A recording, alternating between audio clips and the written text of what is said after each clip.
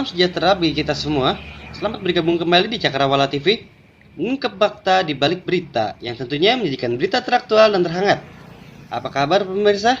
Jangan lupa ditekan tombol subscribe-nya untuk mensupport Cakrawala TV agar berkembang dan tetap hadir untuk pemirsa. Pemirsa, aksi mogok kerja yang dilakukan tenaga medis RSUD Dumai, Provinsi Riau, yang menuntut kesejahteraan dan kedamaian di lingkungan kerja, menyebabkan terlantarnya pasien yang berakibat keluarga pasien mengamuk di rumah sakit.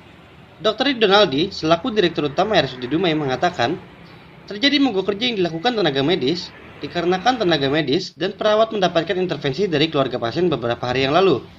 Saat kejadian tersebut, Dr. Donaldi mengaku tidak mengetahui saat aksi mogok kerja yang dilakukan tenaga medis dilaksanakan.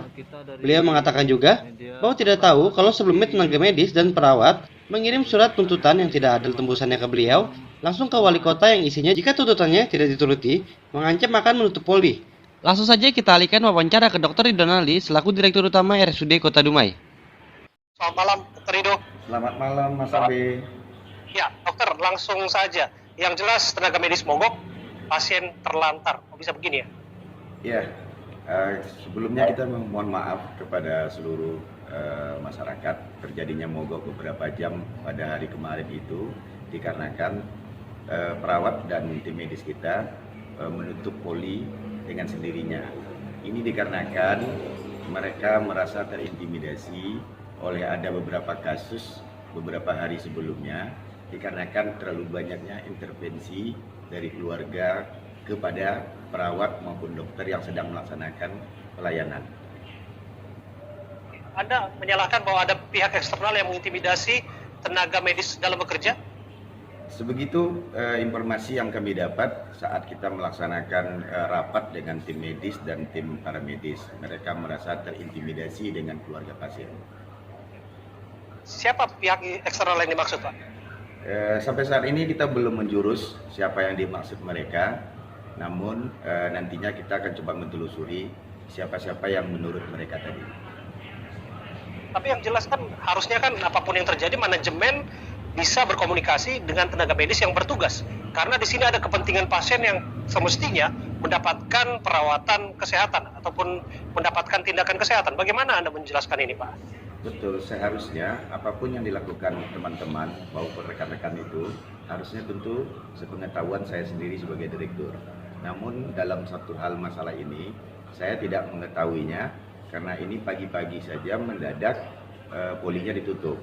Namun demikian dengan cepatnya kita mengambil. Oke, saya mau konfirmasi satu hal, Pak. Anda sebagai direktur tidak tahu menahu penutupan itu terjadi dan tidak tahu sama sekali apa yang terjadi yang bergejolak dalam karyawan Anda dan tenaga medis yang bertugas di sana? Saya tahunya ada surat tuntutan, ada surat yang dibuat ke wali kota yang saya sendiri tidak dapat tembusan.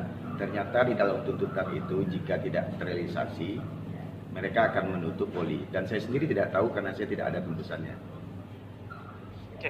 Seharusnya hal serupa tidak akan terulang kembali ya Pak, bisa dijadikan pelajaran karena yang jelas pasien merasa terlantar dan tidak sedikit ternyata ya pasien yang jauh-jauh datang untuk mendapatkan pelayanan kesehatan di sana. Lalu bagaimana nasib mereka, Pak?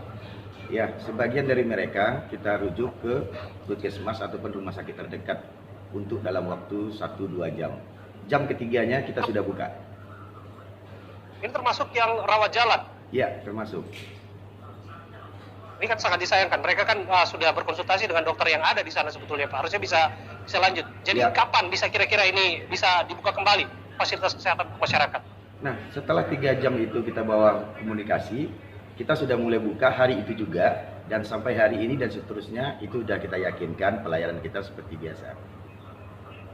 Artinya per hari ini sudah tidak ada masalah lagi di sana. Seluruh layanan, poliklinik, dan segala jenis fasilitas kesehatan yang ada sudah bisa diakses oleh warga? Sudah bisa, bukan masalahnya hari ini, dari kemarin juga, cuman hanya kita telatkan 3 jam saja.